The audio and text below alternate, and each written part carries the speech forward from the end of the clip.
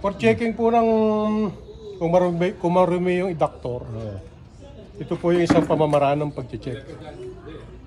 Ilalagay nyo ng bala, magazine, kakasa. So may bala na po sa loob yan, sa chamber. Release magazine. Kailangan ikasan nyo ito uli na ang bala dito lalabas. Hindi po dito sa ilalim. Pag dito lumabas sa ilalim, anong marumi nun? marumi na po yung inductor. Hindi na kumakapit yung ejector. Kailangan palinis nyo na yun. Pero pag dito siya lumabas, ibig sabihin, okay pa siya. Ayun, hindi ko nasambot. Hindi niya nasambot. Sabihin, maayos pa po siya. Good day mga lods, nire-upload ko ulit. Kahapon in-upload ko to sa YouTube. Na-restrict yung aking channel. Akala nila kung ano.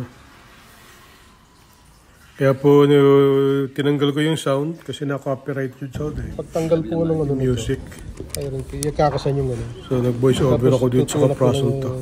Yung ano na yun.